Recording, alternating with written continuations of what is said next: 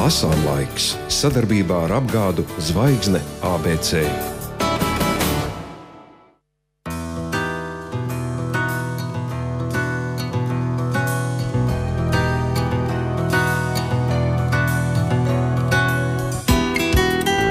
Esiet sveicināti Latvijas Rādio 2 ēterā. Lasām laiks, šeit Dzintars Tilaks ar mani kopā Aleksis.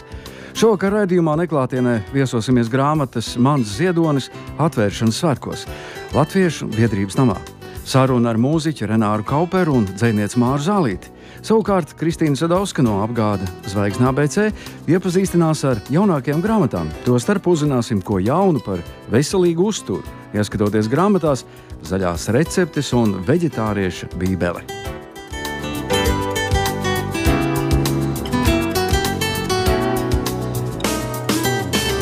Bet nu tagad saruna ar apgāda Zvaigzne ABC projektu vadītāju, literāti Kristīnu Sadausku.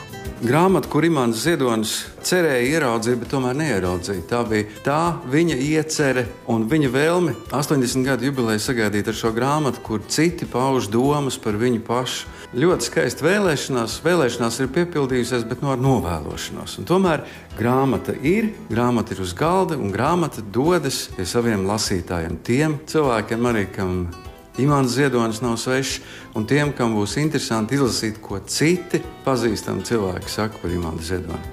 Jā, un es vēl gribētu piebilst, ka tie ir nevis vienkārši pazīstami cilvēki, bet cilvēki, kurus savulaik uzrunāja pats Imants Ziedonis, cilvēki, kas viņam ir bijuši tādā vai citādā veidā īpaši tuvi, vai nu draugi, vai domu biedri, vai cilvēki, ar kuriem kopā ir strādāts.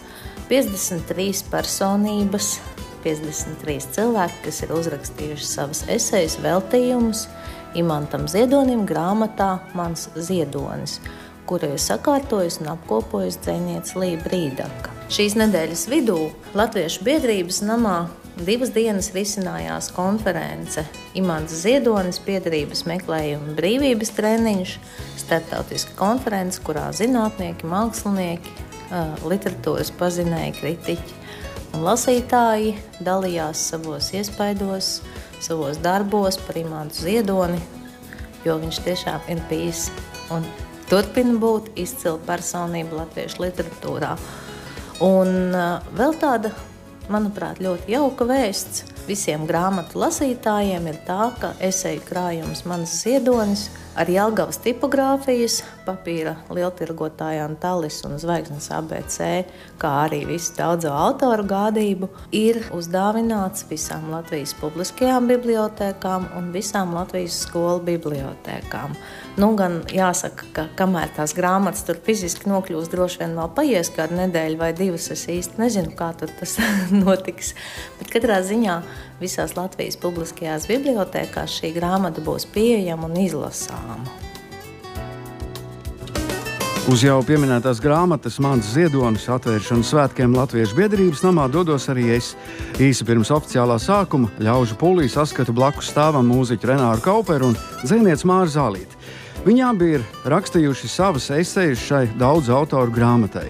Katrs izceļot savu atšķirīgu stāstu un pārdomas par Imantu Ziedoni.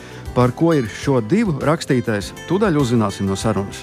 Par ko bija tava eseja? Man eseja bija par mūsu pirmo tikšanos, kas faktiski līdz galam nemaz nebija satikšanās. Tas bija stāsts par kādu dziesmu, kuru mēs rakstījām 2006. gadā ar Prāta vētru, kurš nosaukums šobrīd ir Rudens.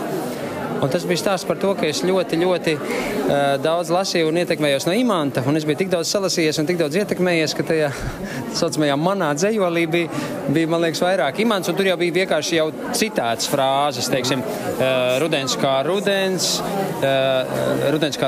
biezie un gājputni laižas uz Nīlu, un pēkšņi man likās, tu esi mans draugs, un es tev mazliet mīlu, vai ne? Un tad es rakstīju Imantam vēstuli, un caur ausmu es viņam nodevu to vēstuli, un es biju uzrakstījis uz lapām, kad, teiksim, kur ir tie Imanta citāti, ja, kuri tur ir iesprukuši un tā, un iedevu dziesmas līdz, lai paklausās, un pēc pāris dienām es sazvanīju Ausmu, viņi saka, Suņiek, paklausies, mēs te skatāmies tās lapas un klausamies tās dziesmas, neko nevar saprast, bet dziesmas Imantam patīk, lieciet albumā, spēlējiet, lai jums viss izdodas. Tā arī sākās, jā.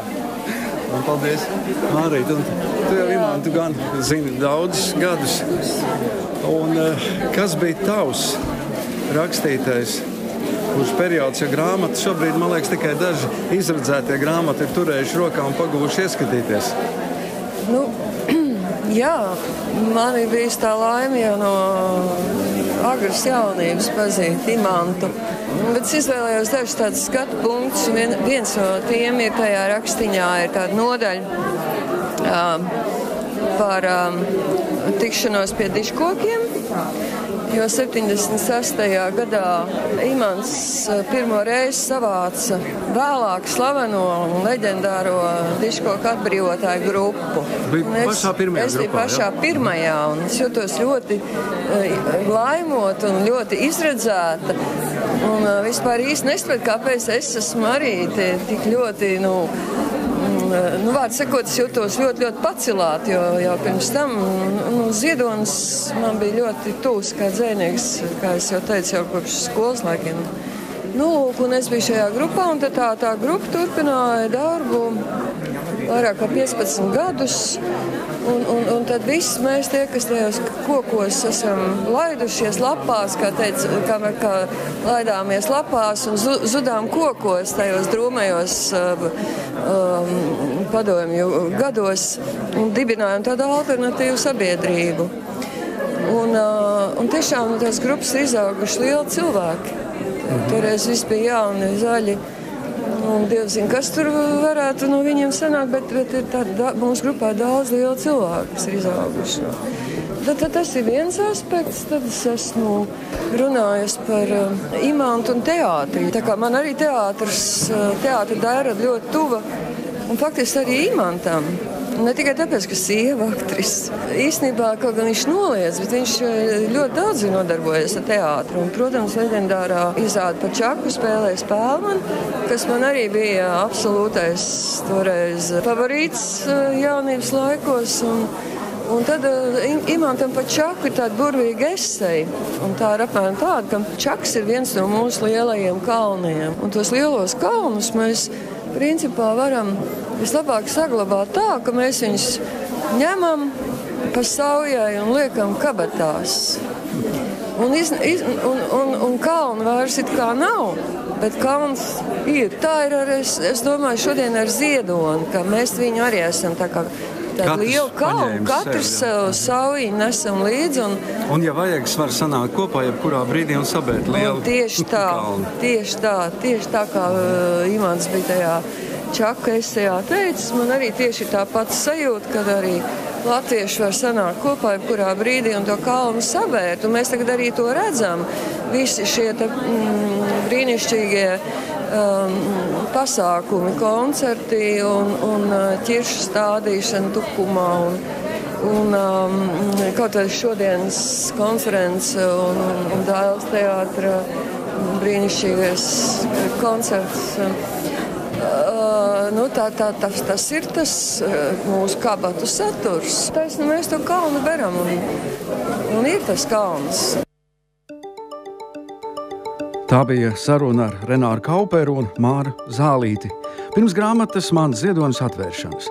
Atgādinu, ka mēs turpinām gaidīt no jums vēstules, lai tās piedalītos konkursā par tematu, kā Imants Ziedonis iespaidoja manu skatījumu uz dzīvi un lietām.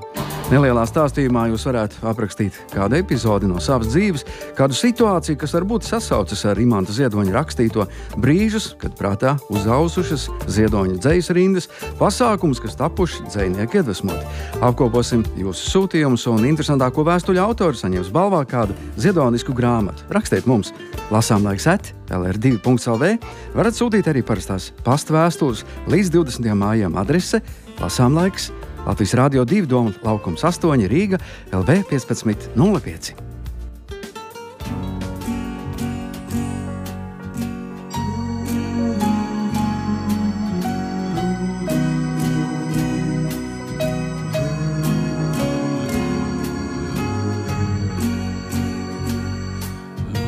Un kamēr mazs brolis teliņš caur brūnu govi rit,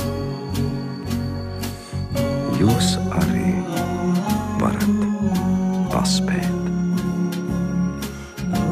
kaut ko vēl padarīt. necerību, tad vāzi, spraust pilnu puķu kātiem. Un vakaru šo pilnu ar vārdiem nerunātiem. Un piepildīt šo saimi, šo sētu un šo namu, šo tautu un šo zemi, ar kaut ko piepildāmu, kad vakar zelta zvaigznes, kā mākslinieks sviež dušā.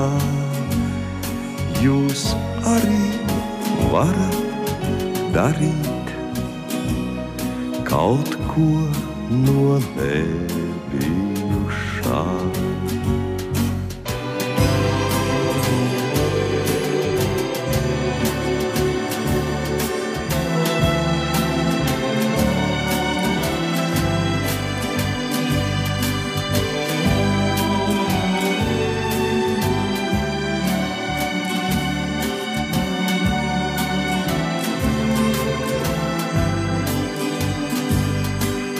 Un kamēr mazs brūns teliņš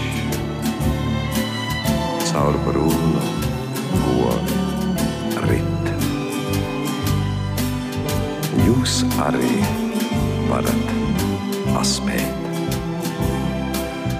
kaut ko vēl padarīt.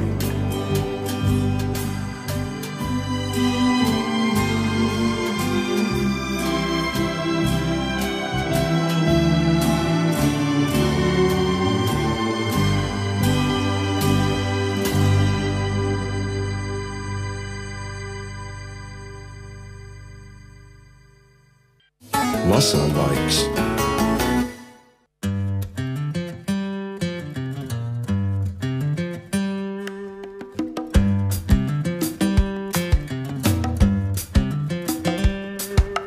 Turpinot iepazīties ar jaunākajām grāmatām, kopā ar Kristīnu Sadovsku apsēžamies pie 2 krāšņi raibām grāmatām, kuru mērķis ir bagātināt mūsu zināšanas ar veselīgu uzturu. Gārsa, balanda, nezāles, pica ar nezālēm, humoss ar virzu. Nu, tā izklausās. Izklausās veselīgi, tu gribēji teikt. Mazliet svešādi, ja? Bet saprotams, ka tas ir ēdams. Nu, katrā ziņā zināju, ka balanda, protams, ka var pielietot virzu arī, bet jā, nu rekur arī nātris visur, kur, pat nātru piesputrā. Tev bērnībā neviens mājās nevārīja nātra zupu un netaisīja nezāļu salātus, pieneņa lapas nekad neesi ēdis, tiešām? Tu zini, man bija diezgan skaista bērnība. Tik traki nebija, bet nātra salātus, jauno nātrīšu salātus es iepazinu tā apmēram, tad, kad man bija kā 20 gadi, tad es pirmo reizi pats sāku. Bet nelika klāt, jā, nātris nelika klāt skābeņu zupai, nē. Man vecvecmāmiņa, piemēram, vienmēr lika nātris klāt skābeņu zupai. Pirmās skābenes, pirmās nātrītes. Un tieši tāpat mēs esam bērnībā ēduši arī pieneņu salātiņus un virzu. Malači. Tāpēc man likās, ka kur tad vēl tautiskāk. Jā. Un bez tam nātris un virza un gārsa jau izsenis latvieši tās ir ēduši un nebūtu neaizbada, bet tieši tāpēc, ka nebija jau nekāda rimī, kur varēja aiziet pēc svaigiem augļiem un dārzenīšiem jebkurā gada laikā. Un pavasarī, kad nāca pirmie zaļumi, tad mūsu senči tos ēda. Tieši tāpēc, lai dabūtu vitamīnus, minerālu vielas pēc garās ziemas. Šis garais ievads bija par Ilzas Lipskas sastādīto grāmatu Zaļās receptes. Diedzējumi, nezāles, dārzeņu laksti, ziedi. Es saprotu, ka šeit ir arī sākot no sēkliņas, ja, kā diedzē ārā un ko pēc tam dara. Sākot no sēkliņas, kā ar tām jāpietās, lai diedzētu, jā, bezmaz vai visu. Un arī ļoti jauka man likās sadaļa par ziedu izmantošanu ēšanā, un gal galā arī krustnagliņas ir pumpuri un kaperīši ir pumpuri. No tādām lietām, ko mēs biežāk pērkam veikalos. Bet ēst jau var bezgala daudz visu ko, un nav jāpērk tie polivitamīni aptiekās. Var iziet dārzā, var aizbraukt tepat kaut kur aiz Rīgas, kā kurš, vai arī izaudzēt uz savas personiskās virtuves palodzes. Es tev uzdošu jautājumu no šīs grāmatas. Ko drīkst ēst no turpmāk minētajiem? Te ir rakstīts tā: ēst var biešu, burkānu, kāļu un rāceņu, redīsu, pētersiļu un seleriju, cūku pupu, jeb lauku pupu. Ko tad? Lakstus, protams. Lapas. Lapas, jā, un noteikti nedrīkst ēst tomātu un kartupeļu, ne lapas, ne lakstus, jo tie, kā zināms, ir nakteņu dzimtas augi, un laksti un lapas tiem ir indīgi, un arī ziedus ēst nevajadzētu. Toties rožu ziedlapiņas. Atceries, kādreiz bija pat rožu ziedlapiņu ievārījumi, ko ved no Bulgārijas. Tādas var vārīt arī pašu mājās. Bet rozes var ēst arī svaigas. Un vispār gan arī vienu puķi var ēst, izņemot visas tās daļās pavasara tulpes, narcisus, hiacīns, tās ēst nevar. Bet šajā grāmatā var atrast gan ko var ēst, gan ko nevar, un galvenais, kā to ēst. Svaigā veidā, ar visiem vitamīniem, ar visām minerālvielām. Tas bija par grāmatu Zaļās receptes. It kā vienu taku minot, jāpiemina arī otra grāmata, kas ir krietni lielāka un biezāka. Un nevelti šai grāmatai nosaukumā parādās vārds Bībele, veģetāriešu Bībele. Atkal tātad dzīvojam zaļi. Dzīvojam zaļi un ēdam veselīgi.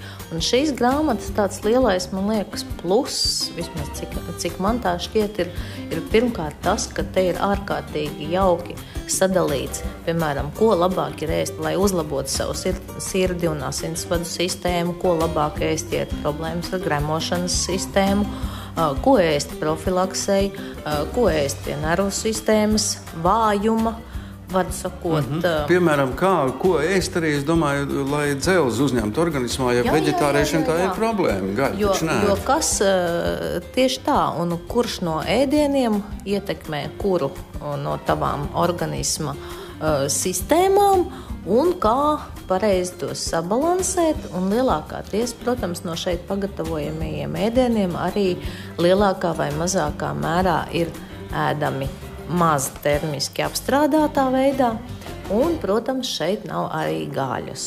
Tā kā mūsu Latvijas veģetārieši ziniet, jums ir iznākusi veģetārieša Bībele no autoras Petes Krokeres. Tā bija saruna ar literāti Apgāde Zvaigzne ABC projektu vadītāju Kristīnu Sadovsku.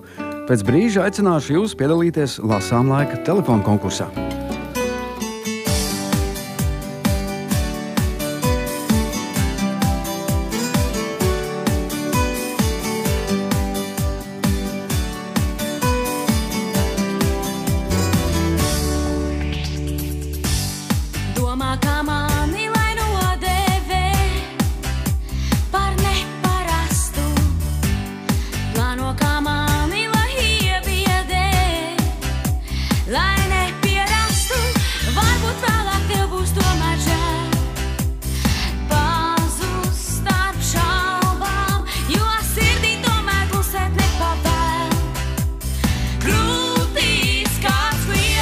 Šodien vienalga,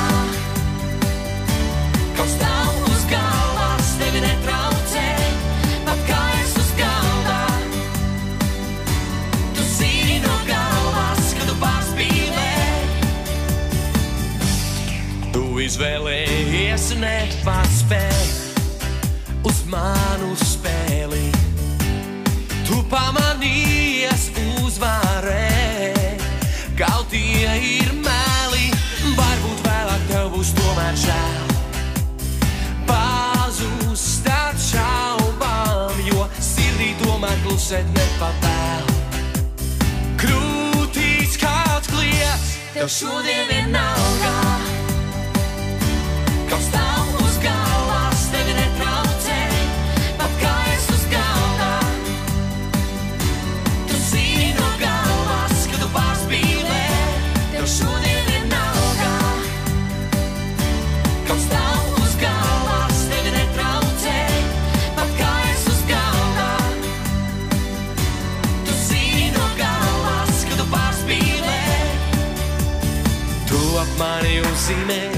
šaubas un tās ierāmē, šaubas un tās ierāmē. Vai man bail ir aplaudēt bail, kad tu beidz, kad tu beidz. Šodien